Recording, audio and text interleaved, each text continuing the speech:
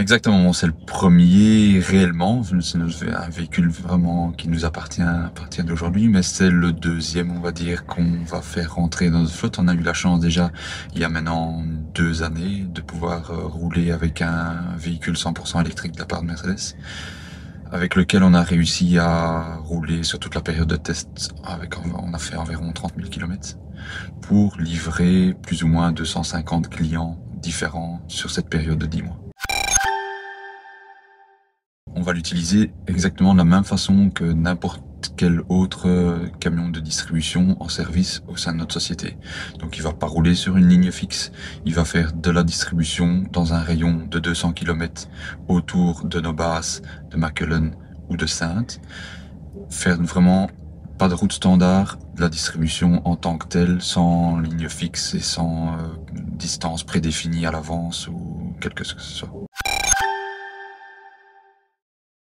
Donc les batteries du véhicule vont être chargées via un chargeur 125 kW qui est en cours d'installation. Il va être installé dans la semaine qui suit sur notre base, dans nos entrepôts, on va dire. Je pense déjà le geste fort doit venir de la part de nos responsables de nos différentes régions, on va dire. Déjà, tout simplement une bonne harmonisation entre nos 3 régions, qui est Bruxelles, la Flandre et la Wallonie, parce que les législations sont tellement différentes et les avantages sont tellement différents d'un côté et de l'autre, qu'il y a déjà beaucoup d'incitants plus d'un côté d'une région par rapport à l'autre.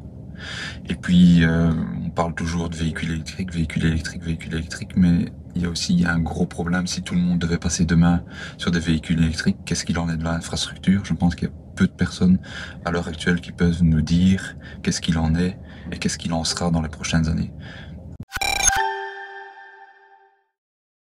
L'hydrogène n'ira pas sans l'électrique et l'électrique n'ira pas sans l'hydrogène.